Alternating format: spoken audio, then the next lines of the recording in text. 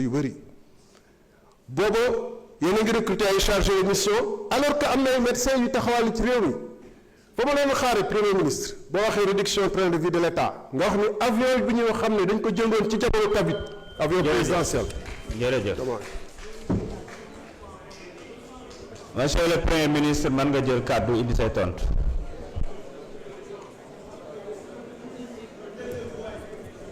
s'il vous plaît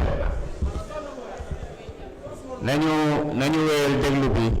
Merci beaucoup. Je pense que dans les interpellations de l'honorable député Thierno Alassane Sall, il y a beaucoup d'amalgame.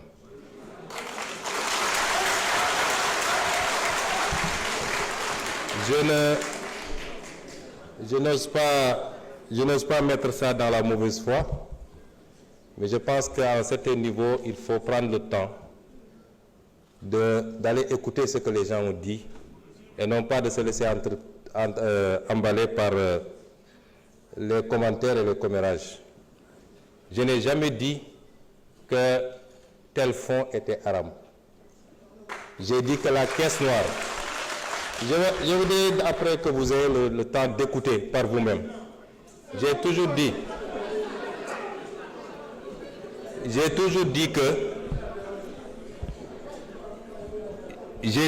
que dans un pays, il faut qu'on soit très clair, dans un pays, avoir des fonds qui sont laissés exclusivement à la discrétion d'un homme, fût-il président de la République, qu'il peut utiliser à sa guise, qu'il peut donner à qui il veut, qu'il peut même mettre dans une pièce, mettre de l'essence et allumer, c'est inadmissible parce que c'est l'impôt des Sénégalais. Par contre, dans tous les pays du monde, et même dans ceux qu'on appelle les plus grandes démocraties, il y a ce qu'on appelle les fonds secrets, qui permettent de régler des situations qu'on ne peut pas afficher publiquement, et qui font l'objet d'un encadrement. Et en étant député ici, et en étant dans l'opposition, j'avais fait même des propositions sur cet encadrement-là. Et cela correspond à la vision de PASTEF qui sera matérialisée dans la gestion de ces fonds secrets.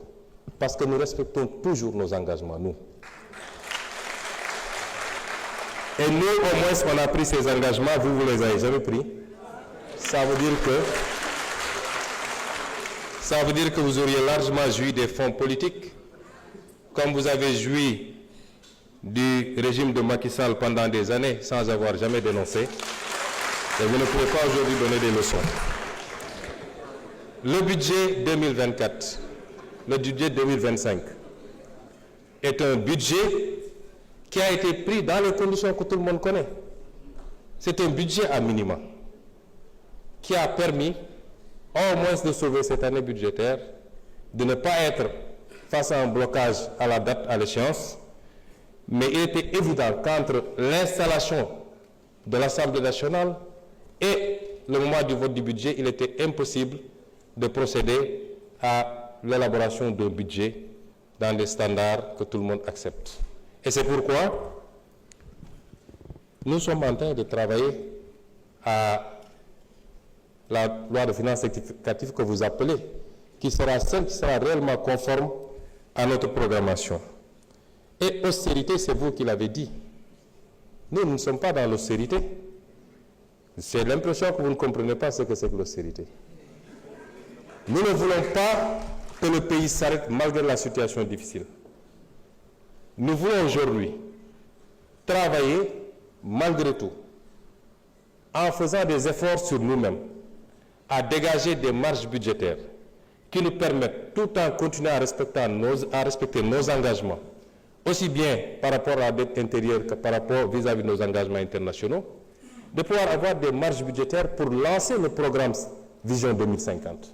C'est de ça qu'il est question. Et ça, ce n'est pas de l'austérité. Parce que nous sommes très conscients que la plupart des pays, quand ils sont confrontés dans cette situation, le premier réflexe, c'est de tomber dans le piège de l'austérité. Nous ne sommes pas dans ça. Nous sommes dans le réaménagement qui nous permettrait, tout en tenant compte de la situation catastrophique dont nous avons hérité, de faire les bons choix en rationalisant la dépense publique et en dégageant des marges qui nous permettent, dès la semaine prochaine même, dès les jours à venir, de commencer à lancer le programme, que l'économie ne s'arrête pas, que l'investissement ne s'arrête pas et que nous puissions continuer à produire de la croissance, indépendamment de la croissance qui peut provenir des secteurs qu'on connaît habituellement, notamment le pétrole et l'agriculture. C'est ça qu'on est en train de faire. Ça, ce n'est pas de l'austérité, M. Thierno Alassane Sall. Et donc, il faut réviser et revoir un peu ces notions.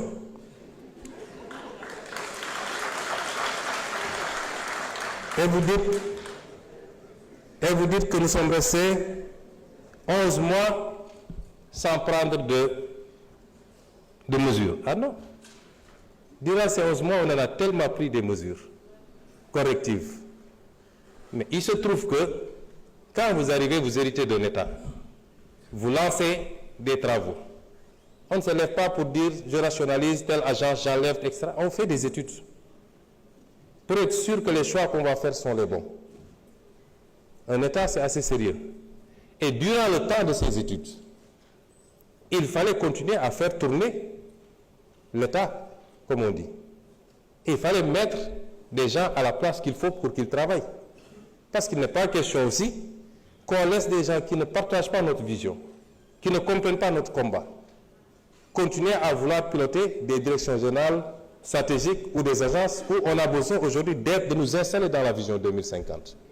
Et le temps de faire ce travail, effectivement, on a mis ce qu'il faut. Ce qu'il faut saluer, et vous devez être le premier à le faire, c'est d'avoir le courage de dire, nous ne subirons pas la pression du militant, nous ne subirons pas la demande militante, et nous allons faire les réformes qu'il faut. Quitte à dire à un directeur général sur 3 que nous sommes désolés, mais le pays n'a pas besoin de cette responsabilité pour le moment. C'est ça le courage politique. On aurait fait comme tout le monde, comme vous avez fait quand vous étiez au pouvoir, on a laissé les choses telles quelles et même créé de nouvelles agences. Monsieur Sall, quelquefois, il faut savoir applaudir, c'est bon. Ça ne vous enlèvera rien. Vous ne pouvez pas vous inscrire dans la critique gratuite, c'est pas bon. Les initiatives sont salutaires et saluées par tout le monde, mais dites gongo et puis c'est fini. Je vous remercie. jërëjëf njiitu jawriñ yi